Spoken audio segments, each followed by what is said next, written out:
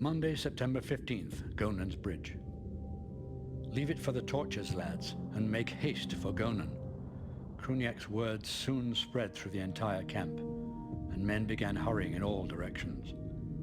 Moments before, the runner sent to warn Tallow had returned, only to tell us that Tallow, along with every other village and town along the northern border of Forest Heart, had been ravaged by the undead. Even worse, the enemy is amassing a huge army less than a day's march from here. Kruniak believes they are coming to recapture the keep. The commander has sent me and a group of dwarves ahead of our main force to stuff Gonan like a turkey.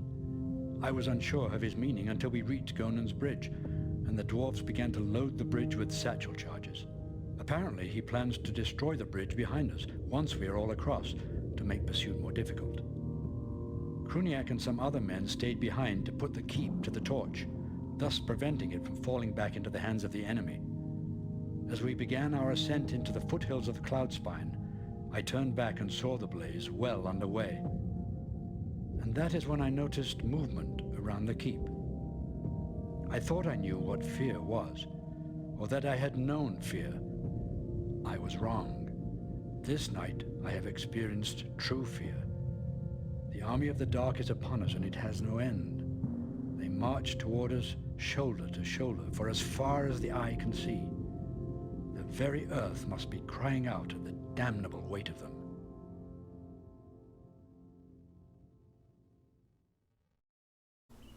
Howdy folks, my name is Effing Controller, and today we're playing more Myth 2 Soulblighter, and our mission today is to find Gonan's Bridge, to cross Gonan's Bridge, and then to blow Gonan's Bridge up, which honestly doesn't make any sense, because we've learned, particularly in the last game, I guess, but also in this game, that the undead really don't give a shit about water. They are happy to float over it or to walk under it. But, you know, video games, explosions, there, that's the explanation for this mission. So there we go. We're going to get started here. And we're going to start, pardon me. He's dead, Gary. If we don't get moving, that horde is going to be on top of us. Agreed. Let's move. Damn it, Garrick, I'm a journeyman, not a doctor. Or a magician, for that matter. Actually, we haven't had a journeyman in our party yet. And I know exactly who I'm going to name this guy, or how I'm going to name this guy. Padre Reed. Padre Reed asked in a comment to be named, or to have a unit named after him that is a holy man, and about, a journeyman is about as close as we can get. They are healers. They have mandrake roots right up here. They have 6 of them, and they can be used to heal your men. They are technically melee units, but I wouldn't advise using them in that capacity. Yeah, there's enemies over there. I thought so. Okay. Somebody better start dancing. Lord Bigfoot, do the safety dance. Keep my men safe. You can dance if you want to. You can keep my men alive. Oh, God, he took 4 of them to the leg. He took a javelin to the knee. Ha, ha, ha, ha, ha, ha. Oh, that one was not the knee. I should be actually doing it this way. This is a tactic that a lot of Myth players possibly abuse. I don't know. I don't really know if I consider it that abusive. Where they have a stronger unit kind of run interference for their melee units. I think it's legitimate. I don't know. The AI is pretty bad at hitting moving targets, though, so... Oh... Well, hang on. Let me talk a little bit more about the journeyman. I need to set the pace. I need to not let the game set the pace for me, because, my God, this is my Let's Play. Journeymen are healers. They are big, burly men with big, burly coats and shovels. They are technically infantry, as I was saying, but don't use them in that capacity. They're pretty tough, actually. They can take a lot of damage, but their real utility is healing. We might actually need to heal Lord Bigfoot here in a little bit. But their mandrakes don't fully heal a unit all the way up to totally green. They'll get them about here on the bar. About to like 85 or 80%. So you want to be kind of judicious. You want to wait until your men are not quite dead, but you don't want them to die, of course. But basically I'm saying that there's a point at which it's beneficial for you to use it, and not beneficial to use your mandrake. But anyways... Moving on, we have whites. This is a white neighborhood, apparently. Oh god, I regret saying that immediately. So these whites. Let's talk about whites. They wander around and they have a dagger right there. And those daggers can be used to stab themselves. And you might be thinking, well, that's very Linkin Park of them. But they are full of gas and pus, much like Bruce Valanche. And what will happen is when they stab themselves, they'll explode. And they will take a lot of your men with them. So you need to be very, very cautious about dealing with them. They are best dealt with from a distance. And I will show you the results of a big, messy white explosion. Actually, I should be setting presets. We also have a warrior captain. My god! It's just a constant deluge of new information I'm going to be throwing at you guys. There's not actually much to say about warrior captains. I'll set you to... And we also have more enemies. God, this is a fast-paced, thrilling level. I'm barely able to contain myself. Warrior captains are basically warriors, but better. They move a lot more quickly. They attack more quickly. Well, no, they don't move quickly. They move just the same as your warriors, but they attack more quickly, they do more damage, and they can take more damage. There. Done. I'm going to name this guy Raptor... Or wait, no. No. He's already in. Mr. Sencha, who was volunteered by Raptor X911. So I'm going to fulfill his wildest dreams. I'm also going to shoot this white, because what they'll do is they'll just amble on up to you. Sometimes fairly incautiously like that. They're usually a little bit more cagey. They like to kind of wait until your back is turned or your attention isn't really focused on them. You can see, actually, that these ones ahead of us are walking away, and they'll try to kind of draw you into an ambush, usually. And you can see there's little bits of whites strewn about the battlefield here. What those can do, the enemy goals who we've met, they can actually pick some of that debris up and throw it at your men, and it will actually stun them. Indeed, if you're in a certain radius of the white blast, it will stun you. So you gotta be wearing your stunner shades. Okay, see, now this is what I'm talking about. This guy, I didn't know he was there. So they will gladly sneak up behind you. They'll come up from behind and shoot white goo all over you. And that is just a true fact. Now, another thing about whites. I feel like I'm just dispensing an astounding amount of facts for you people. Whites also like to hang out in shallow water, as all undead tend to do in Myth. I'm going to go ahead and cross, though. Actually, no. I'll take my brave captain, Mr. Sencha, and see if we can lure anybody out. And we can't, apparently. They'll park themselves right there, though, and wait for a hapless unit to cross, or a group of units, ideally, for them. Oh, speaking of which. See, there you go. Might want to move back. Their radius is actually pretty impressive, so you might need to be cautious when you're dealing with them like this. We have a whole bundle of enemies here. A whole bundle of fun. But then they'll come up and explode themselves.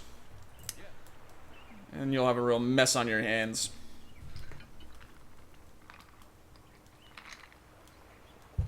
But I'm going to proceed. Onward and upward. We have a sign. Conan's Barge. Okay. Close enough. See, now there you go. There you go. You gotta... They can turn on a dime, these whites. Now, I might be ambling on over towards another one, so... Basically, the white's best weapon is the player's own ineptitude. If you're not paying attention, they will catch you on it. Now, there's some goals up there. Very interesting. Yes, sir. The stick. How about that? Got it. I'm assuming this is the right way to go. There's actually a lot of shore here. And it... Oh, we possibly could have gone... Yeah. Oh, but this says... That says Gonan's Bridge. Well, what the shit. Well, let's keep going.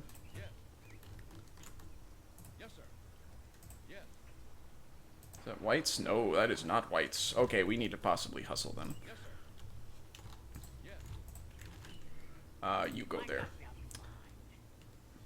So we've got 2 soulless, 3 goals. We could probably just charge in on this, honestly, but yeah, why don't we just kind of press the attack here? Because there's really not a whole lot of them. Oh, but then we have this. Let's get Mimwing to run interference.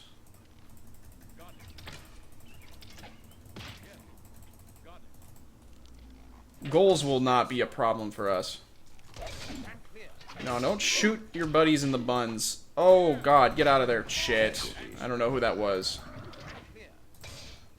Well, that's what warriors are for, honestly. Okay, you guys should probably step off. Okay. Yes, sir. So we've got a whole bunch of friends coming up here.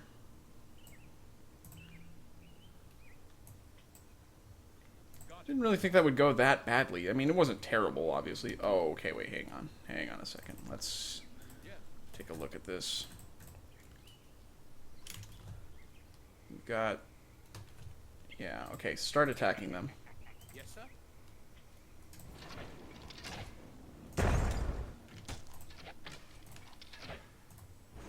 Okay, that should do it. Oh, maybe not.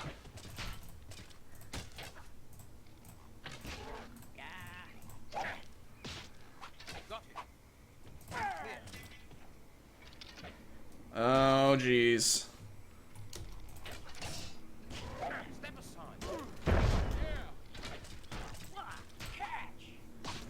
That's a good shot there. Oh, but no. Okay, start hitting them. See, your warriors can really deal with Thrall pretty effectively, because your warriors are quick enough with their blades that they can actually stun them with their hits, so... It's not a real big deal getting into these kind of piecemeal battles with them. I don't consider it a problem. Alright, everybody just relax. That went okay. We've got enemies still, though. Oh, dear. Yeah, we got a white kind of creeping up on us. Let's take him out. It would be nice to actually have taken him out near the soulless here. We'll just call that good. Stop it, stop it, keep going. Stop it, keep going. Clarity and orders by effing controller. Actually, now might be a good time to consider, because this would be kind of funny. Yeah, here we go. See, now what will happen? Ah, it's gonna hit him. He's shucking and jiving. What's his deal? I'm just gonna go ahead and blow him up. I'm getting distracted. Now that packet right there, oh, it didn't do it. Bits of the whites are sometimes explosive, so you can cause chain reactions, and they are an absolute hoot, let me tell you.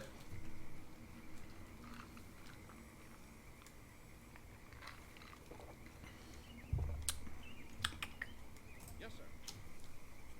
I think the theme of this level is to just run like hell. I mean, we could easily, come to think of it, take out that group. It looked like it was just a bunch of Thrall and 4 Soulless. We could probably take those Soulless out, but I don't really think it's necessary. I know, mindless destruction, not necessary. What kind of Let's Play is this? That's how I feel.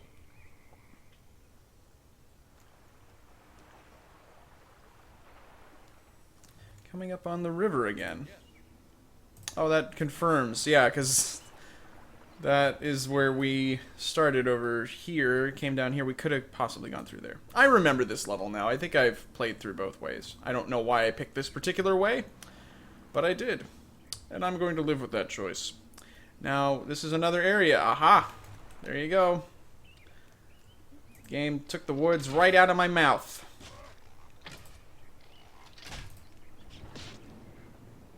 This is an area where you really need to watch for undead things. Okay. That should probably be sufficient. We should be able to deal with these guys pretty well. Now, you can see my journeyman is getting into the fight. And also Lacebox just got shot in the shoulder. Good job. Not really his fault. Can we cross here? No. No. You say yes, I say no. You say why, I say I don't know. Oh, there's a fort up there.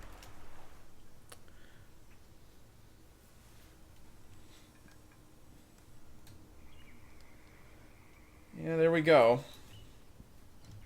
They're in hot pursuit.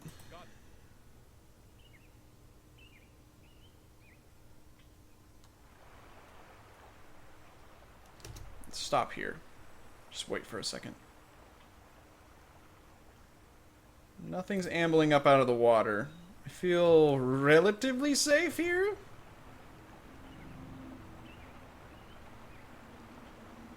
Yeah, I'm gonna go ahead.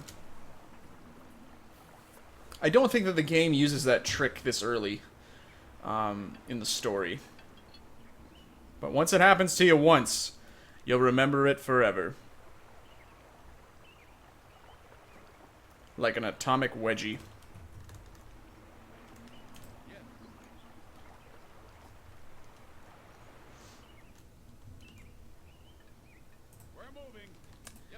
Alright, well, this is going pretty well.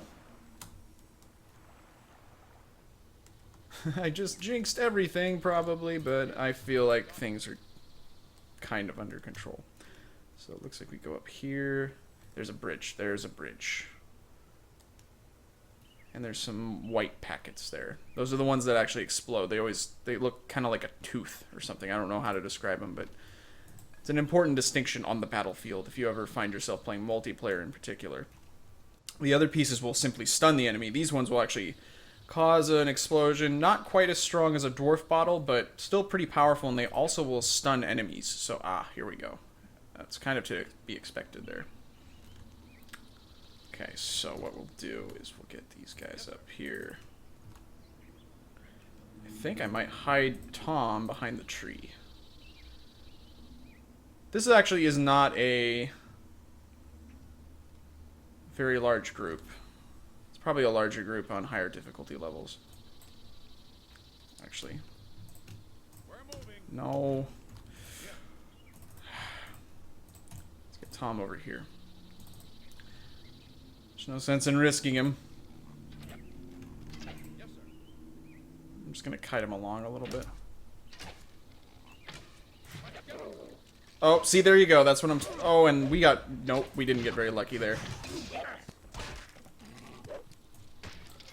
We got the opposite of lucky. You guys just chill out. We'll take care of this guy with the archer. There's no real urgency here. Okay, so we should probably heal. I don't really remember what this level has in store for us, but I don't think it's anything good. Hey, wait a minute. Oh, we should go, actually. Because those souls are just going to storm right up that cliff.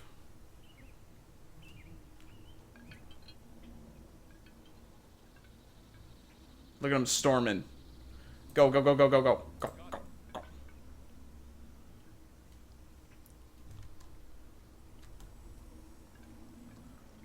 Get over here. Go.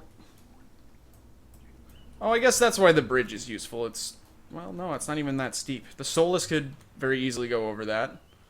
I don't know. Man. Is that a lily pad? That's nice. Maybe it's a rock. I can't tell. Took you long enough, Garrick.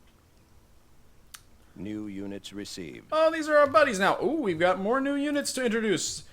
These are Berserks. And they have amazing names. We have Surt with One Eye, Tear of the Singing Sword, Thrudnir Shield Sunderer, Angnir of Fire and Iron, Surtnir of the Shadowless Hands, and Sotong Ironheart. Actually, these are the same as the ones that are in Myth 1, but no matter, no matter. I'm going to blow this up with them on it. Yeah, that'll do it. Haha! Success! We'll talk about them more in the next episode. I have a feeling that we're going to transition to the ending, or not ending, the level end cutscene thing. So, I'll pick things up there. Well, if you were Mimwing, that level sucked, but if you were anybody else, that level was just a rollicking good time, and indeed, some of you even got to taste the Journeyman's Mandrake. So, yeah, we successfully eluded the enemy and exploded the unnecessary bridge. The bridge to nowhere, if you will. But, yeah, we had a good time. Again, except for Mimwing. Sorry about that, bud. Anyways, this has been Epic Controller playing Myth 2 Soulblighter. I'll see you guys next time.